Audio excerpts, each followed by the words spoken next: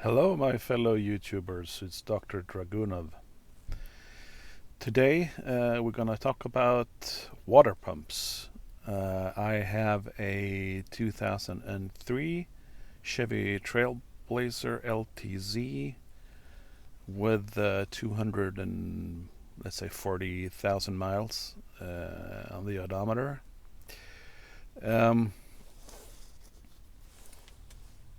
so I was out driving on the highway with my wife, and all of a sudden I lost charge and power steering, and the temperature started to go up, and this is all indicative of either broken or thrown belt. So I pulled off and opened up the hood, and of course the belt was thrown. It was still intact but thrown. So I tried to put it back on and started the car up, and it threw the belt immediately again. So what do? I tried. I released the radiator cap just to release the pressure. It wasn't overheating or anything, but just to release the pressure in the system. I let it cool down for like 15-20 minutes, and then I drove to the nearest shop and left it there over the weekend. Of course, it's always a weekend, right?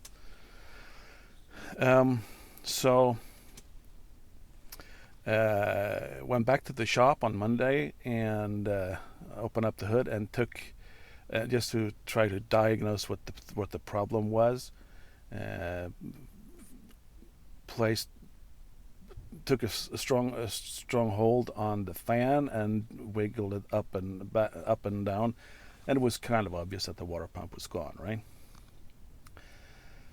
The curious thing, though, is that I have not lost one drop of water or any kind of funny noises under the hood for the up till that point.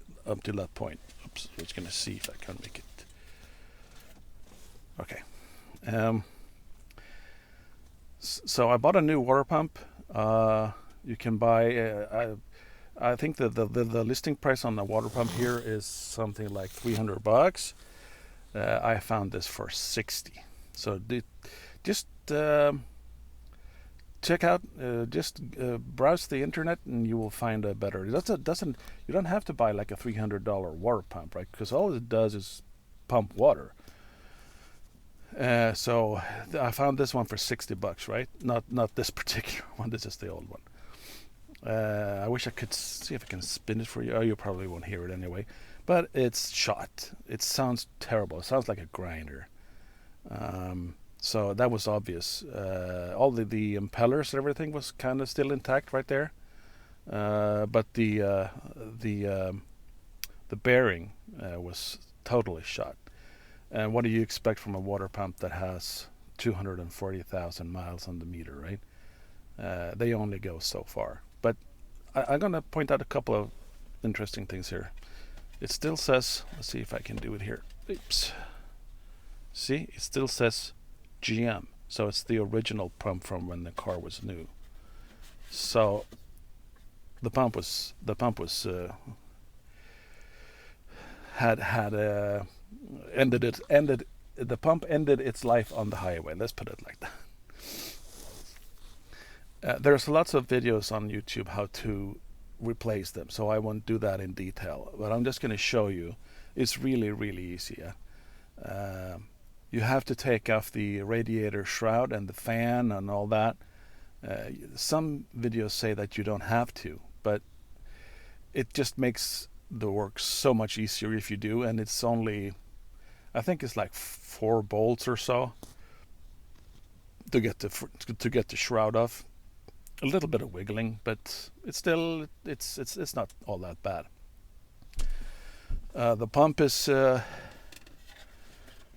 bolted to the block with 5, 1, 2, 3, 4 where my thumb is, 5 10mm bolts. You get a gasket also, of course, right there.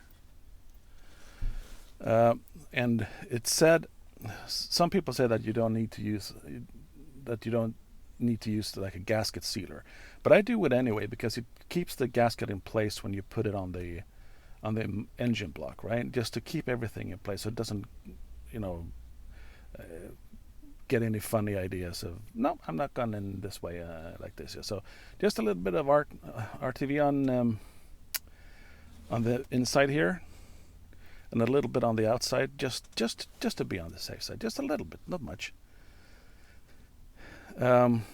This end of the water pump is where the fan goes. It's a 36 millimeter. There are special tools for this, but since I don't plan to do any more water pumps on these kinds of vehicles, I didn't bother to buy one of those tool kits. It can be done with a crescent wrench and a pair of huge pliers. So what you do is you put the 36 crescent on the fan, and you see the holes. Let's see here, we can do this. There's 4 bolts here.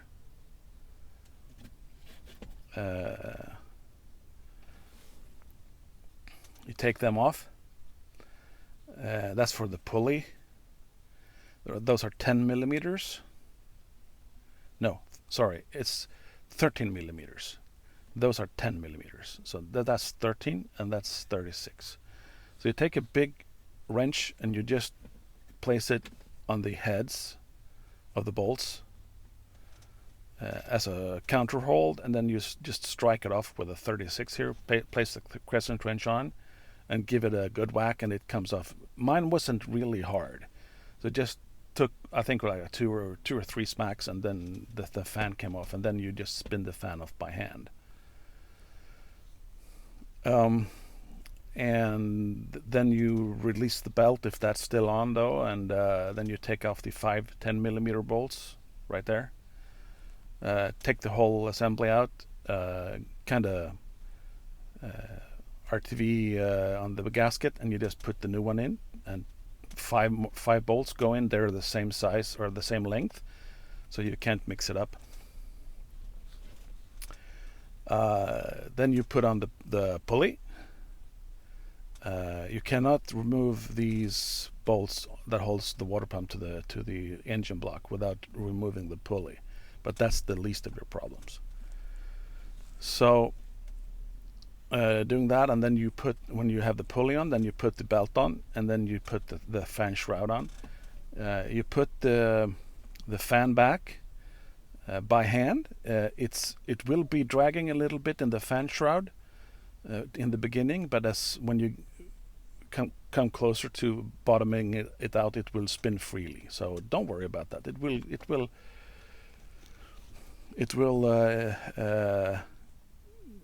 drag a little bit in the fan shroud in the beginning, but that's no problem. Then fill it up with the right antifreeze and a little bit of water. Start it up, go for a drive. Let's just get the engine nice and warm, and then you top it off with coolant, and there you have a new water pump installed, ready for another 240,000 miles or so. So this is a pretty easy job. The one thing that really was kind of worrying, that this gave absolutely no indication that it was going out. There was no leakage. There was no sounds from it, like growling sounds. You should hear it now. It sounds terrible. So it just basically, from one day to the other, just gave up on me. So you can do that test. Just grab the fan and shake it or wiggle it and see if there's any play. Then you know that the water pump is probably going out. Altogether, this was like a, I would say, 2-hour job from start to finish, and with a little bit of I didn't really rush it, so I took my time. So this is like a 1.5 or 2-hour job. Just do it. So the you have that problem out of it, because I think around, I would say, 160, 200,000 miles, you should probably check your water pump on these Atlas engines. That is otherwise one of the best engines ever I've laid my hands on. So do that. Just a piece of advice. You don't have, as I said, you don't have to buy original. Buy any, because the new water pump would probably last the life that's left in this car, and you just save like $250 on the whole operation. So there you go. That's all for now. You have a great day and take care, and talk to you soon. Bye bye.